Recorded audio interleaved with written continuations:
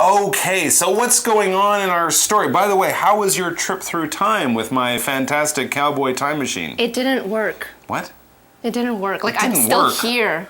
It didn't work. I want to be back 3 days back or a week back. I sent 500 NT to the guy in North Korea. What do you mean it didn't work? Okay, well, maybe we can try it later. Man, I gotta to our go take lesson. care of my credit card. Ah, what a lot of trouble. All right, anyways, let's talk about our article. It didn't work? No, it didn't. So disappointed. The article says Shia and Roxy are in their uncle's house.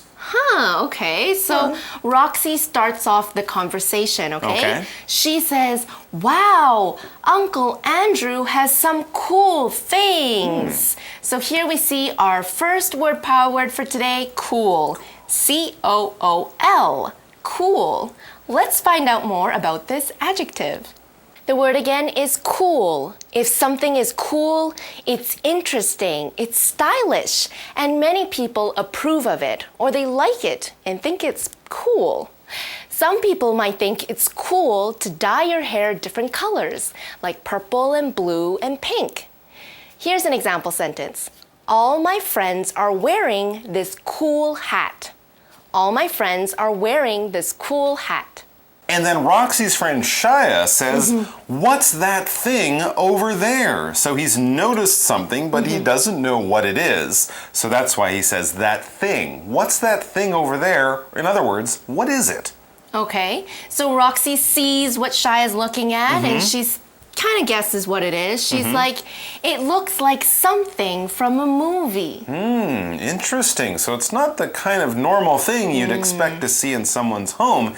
And then Roxy goes closer, she examines it or looks at it more carefully, and she says that the thing says, time machine. That's what it says on the side of it. It says time machine. Very, very interesting. I wonder if it's a pink cowboy hat. Probably not. Probably not. No. But machine is definitely our next power word. It's spelled M-A-C-H-I-N-E. Machine. M-A-C-H-I-N-E. And yes, machine is a power word, and machines are great and useful things. Machines are made by people.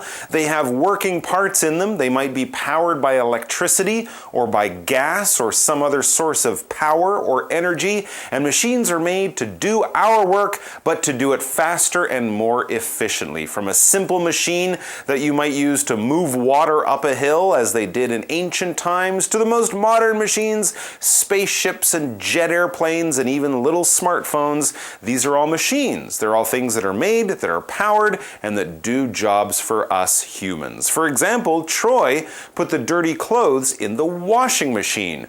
Troy put the dirty clothes in the washing machine.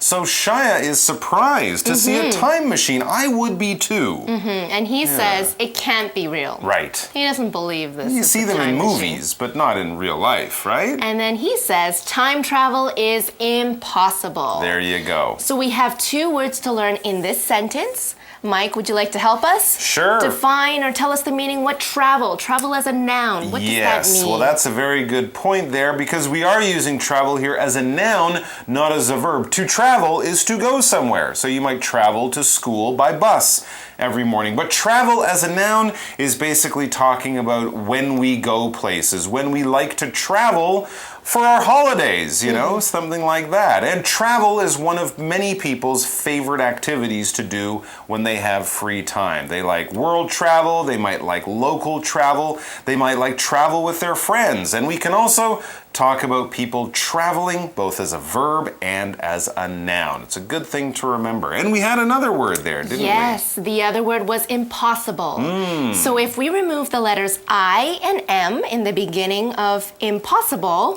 you'll see the word possible. Possible. And if something is possible, it can be done. Right. If something is impossible, it cannot be done. Oh, okay. So if it's impossible, it's not something that anyone can do, except maybe in the movies. Maybe. All right, back in the article, Roxy says, yeah, she agrees, time travel is impossible, but It would be fun. Yes, it would. It would. Just like me, I want to travel back in time. That'd be fascinating. Okay, then Roxy says this. She says, what happens if I pull this? Uh-oh. So she's gonna pull something. She's going to pull something on the machine, a button, a knob, a lever, something like that. She pulls it, and then we read that the machine starts to make a loud noise. Loud noises! Ooh. This is not good. Maybe this time travel machine really is a working time travel machine, or maybe it just makes loud noises. We don't know, but we do know that loud is a power word. It's spelled L-O-U-D. It's an adjective, and it's loud. L-O-U-D. When we describe things as being loud, that means they have a high volume. They make a lot of noise. Loud and noisy, N-O-I-S-Y, are very similar. You might like loud music, but your parents might not. If people are talking, that's okay, but if they're talking loudly or at a loud volume inside the library, that would definitely not be okay. As you see, I mentioned there, loudly, that's the adverb. So we might speak loudly, or the music, that thing, it's loud. It's making a lot of noise. For example, stop making that loud noise or I'll call mom. Stop making that loud noise or I'll call mom. So the machine makes a loud noise, and Shaya is surprised by this. Okay, so he says, "What's happening?" Okay, so he doesn't understand what's going on. He says, "What's happening?" And Roxy, well, she says something that you say when you've just made a mistake. She says, "Oops." She probably shouldn't have pulled that handle. Yeah, don't pull handles on time machines you don't understand. No. Next, the scenario says, the machine travels in time. You're kidding. No. You're kidding. That's so cool. I'm so jealous. I know. I want that machine too. I do too.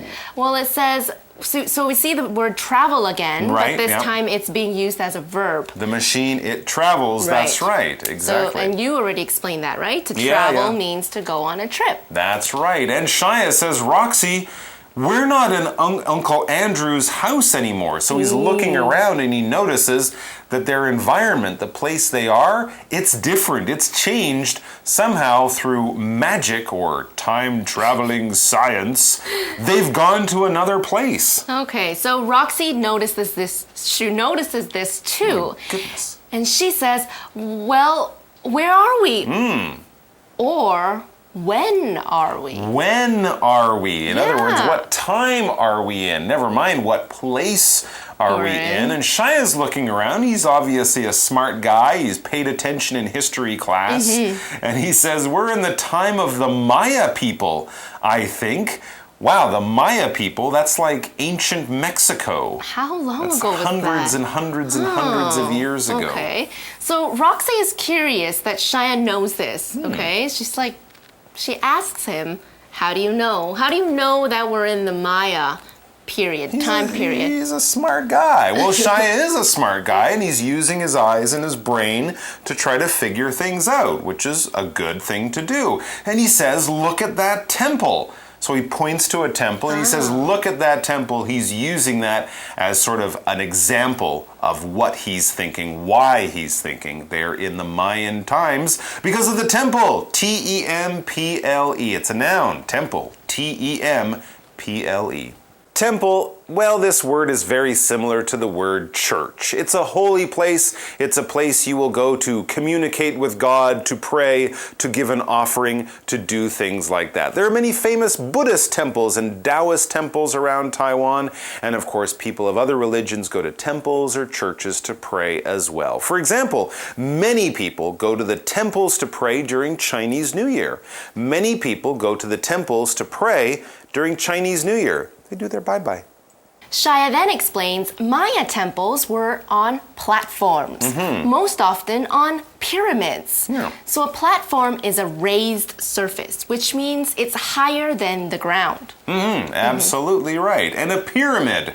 Well, a pyramid is basically a triangular building. If you've ever been to Egypt or know the three big pyramids there, that's what we're talking about. So what does the scenario tell us then? What happens then? Well, Roxy and Shaya, they look around the Maya city. Wow. So they really have traveled through time. They're in the mysterious capital of the Mayan people. How exciting is that? I hope they don't get turned into human sacrifices, because that wouldn't be fun. All right, we'll be back with our little closing wrap-up, and then we'll be finished for today. But don't go away, because the wrap-up is next.